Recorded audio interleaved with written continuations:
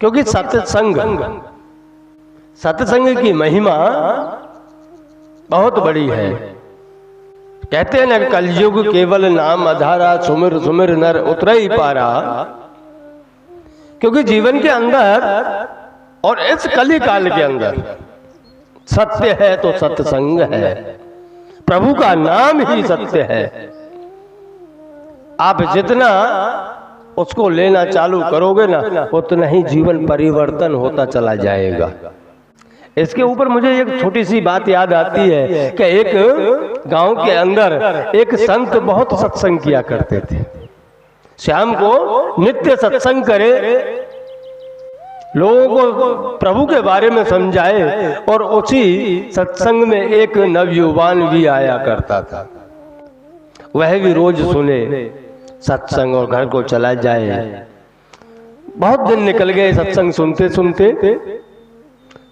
एक दिन सत्संग का समय है, सत्संग पूरा हुआ। सत्संग पूरा होने के बाद में सब अपने अपने घर चले गए, लेकिन वह नवयुवान वहां से गया नहीं।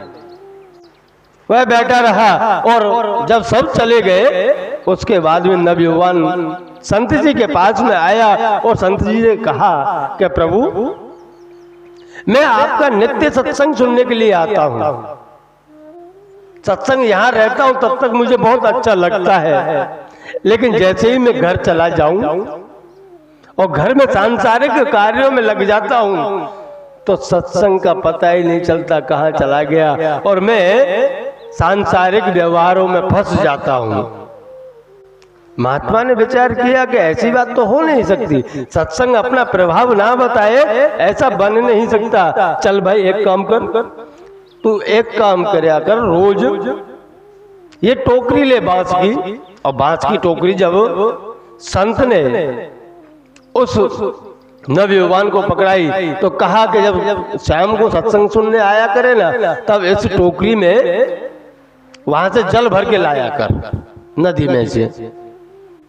अब नवयुवान है, सत्संगी है, और गुरु के प्रति भाव भी है कि नहीं, मुझे सही मार्ग बताएंगे, विश्वास है। इस विश्वास के हिसाब से वह रोज नदी में जाए और उस बांस की टोकरी में पानी भरने की कोशिश करे, लेकिन उसमें आए नहीं, और आए नहीं, जितना हो उतना लेता है।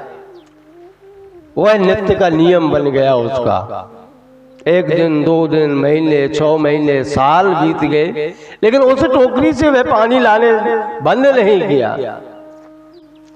अब तो धीरे धीरे धीरे धीरे थोड़ा थोड़ा उसमें जमा रहने लगा टोकरी के अंदर। आश्रम तक पहुंचे तो 2-4 बूंदे वहां तक पहुंचने लगी।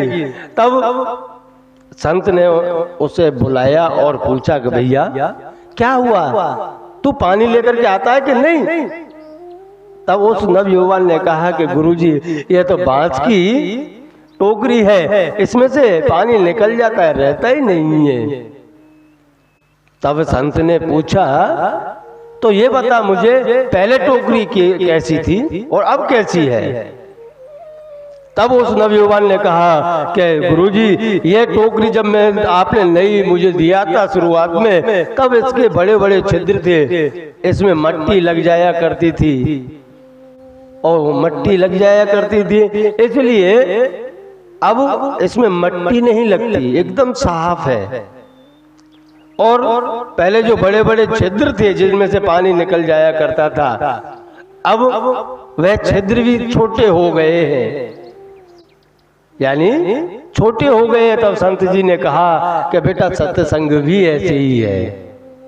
रोज नित्य आप इसमें लगे रहोगे तो जैसे बांस की लकड़ी धीरे धीरे भीग भीग करके मोटी हो गई और छिद्रों को भरना चालू कर दिया, ऐसे ही तुम्हारे जीवन के अंदर से जो बुराइयों के छिद्र हैं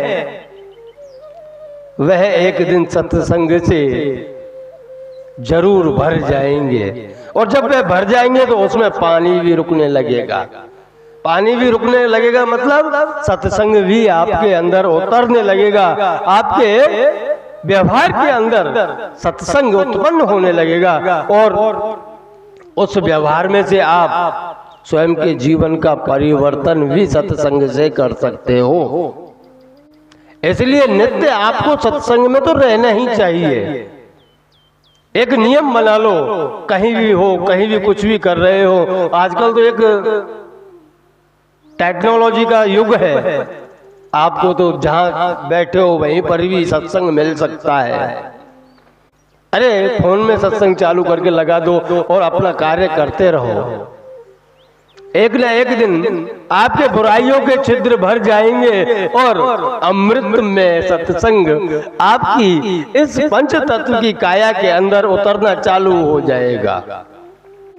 इसलिए कहते हैं भैया सत्संग जरूरी है, बिन सत्संग विवेक न होई।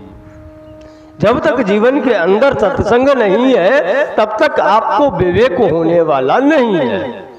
लेकिन सत्संग रुकेगा कब, ये भी मैंने बताया है। नित्य एक नियम बना लिया जाए सत्संग के लिए, तो आपके जीवन के अंदर सत्संग जरूर उतरेगा।